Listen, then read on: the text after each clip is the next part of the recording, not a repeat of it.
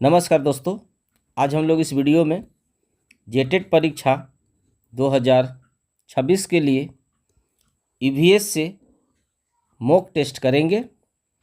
इस mock test में 30 प्रश्न रहेंगे और ये सारे प्रश्न न्यू सिलेबस पर आधारित रहेगा। सबसे खास बात है, यह वीडियो 100% फ्री है और यह जेटेट कक्षा 1 to 5 के लिए है। तो चलिए अब हम वीडियो को कंटिन्यू करते हैं।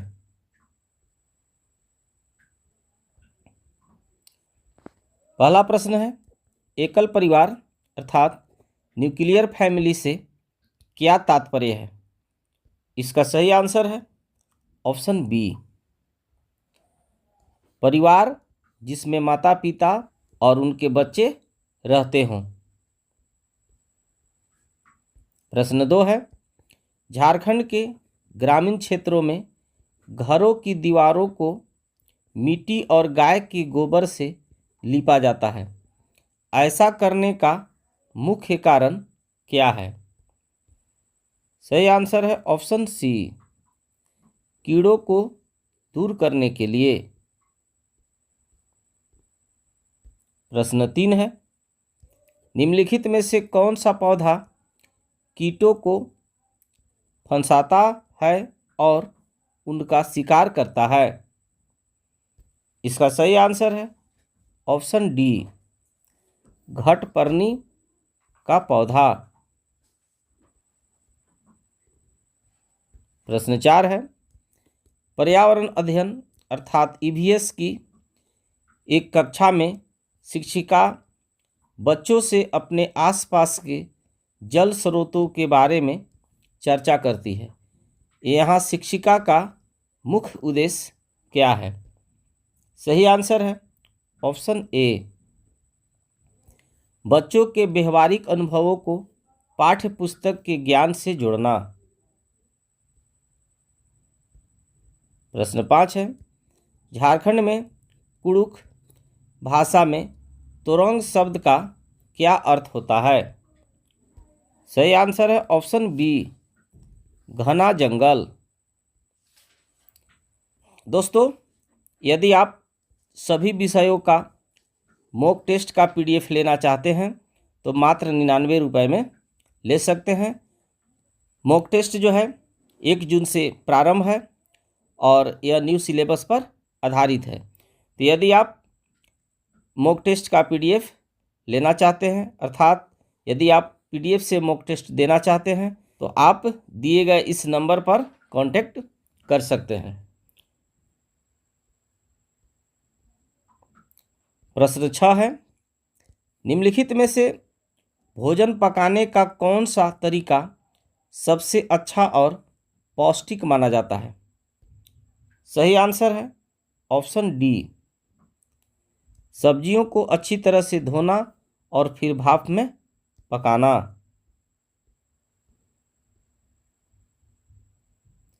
प्रश्न 7 है, यदि किसी व्यक्ति को मसूड़ों से खून आता है और घाव भरने में अधिक समय लगता है तो उसके भोजन में किस विटामिन की कमी है?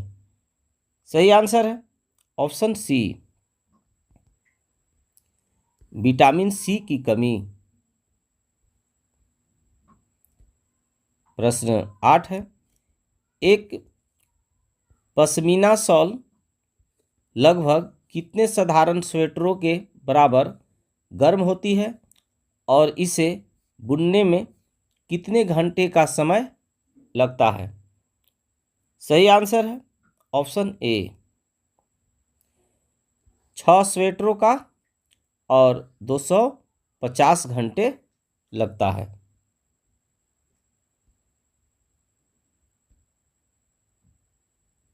प्रश्न 9 है, पर्यावरण अध्ययन में सतत एवं व्यापक मूल्यांकन अर्थात सीसीई का मुख्य उद्देश्य क्या है?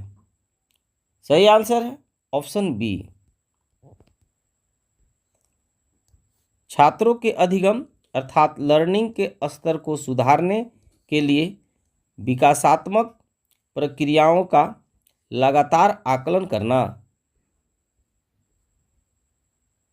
प्रश्न 10 है, रेबो क्या है जिसका उपयोग चांगपा जनजाति के लोग रहने के लिए करते हैं? सही आंसर है ऑप्शन सी, याक के बालों के पट्टियों से बना त्रिकोणीय टेंट।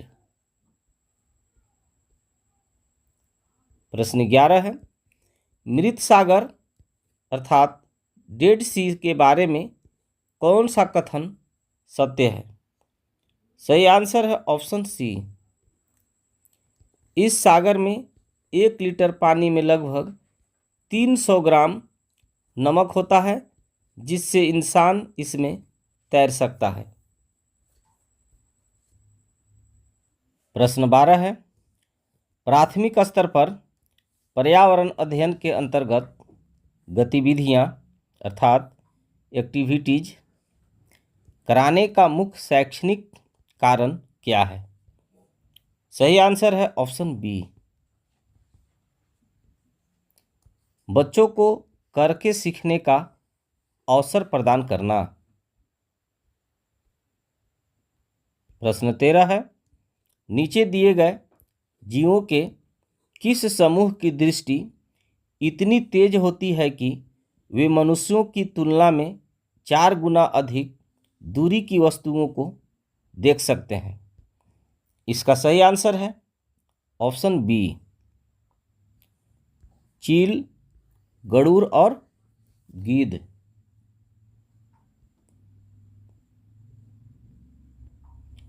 प्रश्न 14 है, झारखंड की पारंपरिक जल संचयन प्रणाली अर्थात वाटर हार्वेस्टिंग सिस्टम जो खेतों में वर्षा जल को रोकने के लिए मिट्टी की मेढ़ बनाकर की जाती है, उसे स्थानीय भाषा में क्या कहा जाता है? इसका सही आंसर है ऑप्शन डी, आरी या बांध अर्थात खेत की मेड़बंदी। प्रश्न 15 है, पर्यावरण अध्ययन के शिक्षण उपादान अर्थात टीचिंग एड्स के रूप में भ्रमण अर्थात फील्ड ट्रिप को सबसे प्रभावी क्यों माना जाता है? इसका सही आंसर है ऑप्शन बी, यह बच्चों को वास्तविक जीवन की परिस्थितियों के साथ प्रत्यक्ष अनुभव प्रदान करता है। प्रश्न 16 है, निम्नलिखित में से कौन सा कीट एक सामाजिक कीट नहीं है जो बस्तियों अर्थात कॉलोनियों में एक साथ नहीं रहता? सही आंसर है ऑप्शन डी, मकड़ी।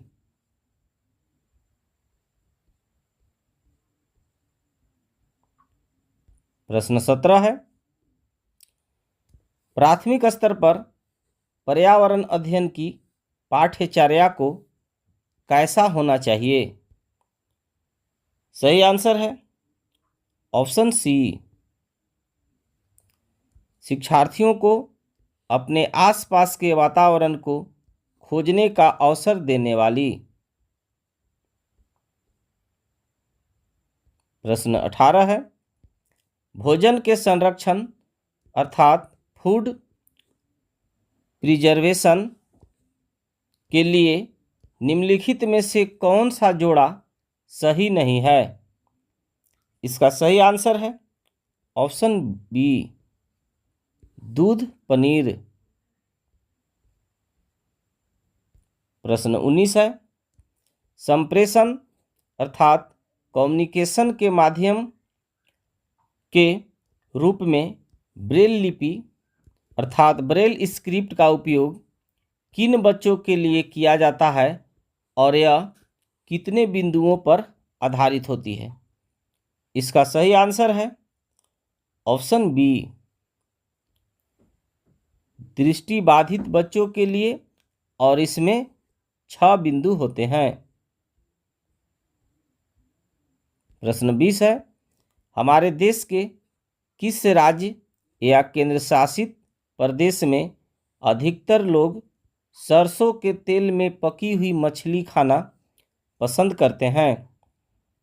सही आंसर है ऑप्शन सी, कश्मीर।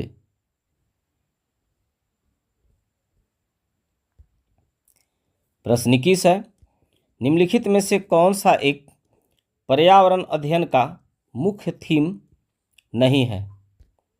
सही आंसर है ऑप्शन सी, सौरमंडल। प्रश्न 22 है, मलेरिया रोग की दवा क्विनैन निम्नलिखित में से किस पौधों से प्राप्त की जाती है? सही आंसर है ऑप्शन बी, सिनकोना का पौधा। प्रश्न 23 है, भारत के किस राज्य में चेराव नृत्य किया जाता है जहां लोग लाठियों को जमीन पर रखकर ताल पर नाचते हैं? सही आंसर है ऑप्शन बी, मिजोरम।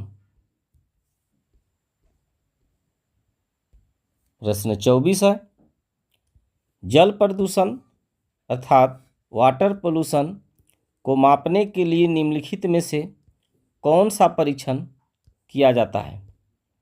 सही आंसर है ऑप्शन ए, BOD अर्थात बायोकेमिकल ऑक्सीजन डिमांड।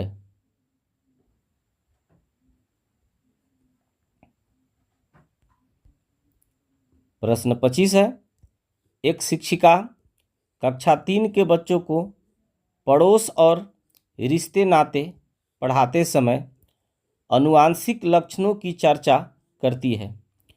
वह बताती है कि हमारी कुछ आदतें या शारीरिक बनावट माता पिता से मिलती हैं। इसके पीछे किस वैज्ञानिक का योगदान सर्वोपरि है? इसका सही आंसर है option B, Gregor Johann Mendel.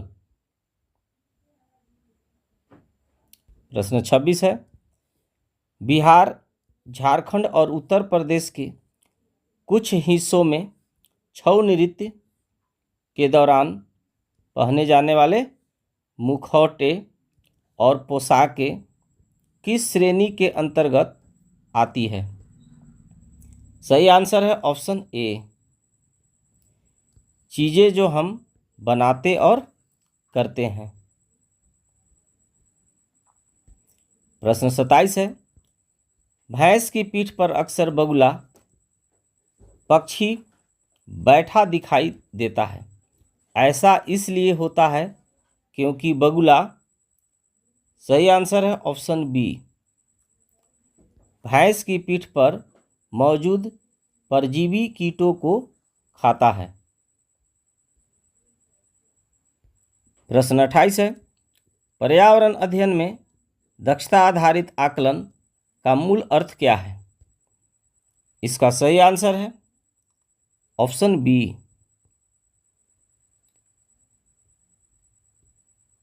इसका सही आंसर है ऑप्शन बी, यह देखना कि बच्चा वास्तविक जीवन की परिस्थितियों में अर्जित ज्ञान और कौशलों का उपयोग कर पा रहा है या नहीं। प्रश्न 29 है, खिजड़ी वृक्ष के बारे में कौन सा कथन गलत है? इसका सही आंसर है ऑप्शन डी,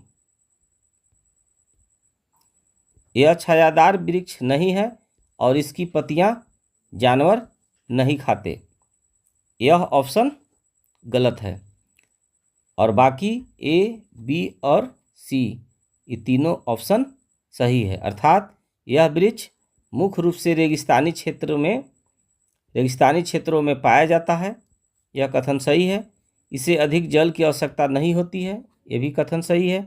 इसकी छाल का उपयोग दवा बनाने में किया जाता है और इसकी लकड़ी में कीड़ा नहीं लगता, यह भी कथन सही है।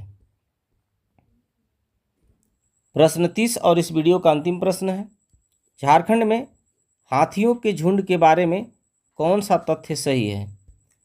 सही आंसर है ऑप्शन बी। एक झुंड में केवल हथिनियाँ और 14-15 वर्ष तक के बच्चे ही रहते हैं और सबसे बुजुर्ग हथिनी झुंड की नेता होती है। यह कथन बिल्कुल सही है। तो डियर गाइज, आई होप आपको यह वीडियो पसंद आया होगा। Thanks for watching.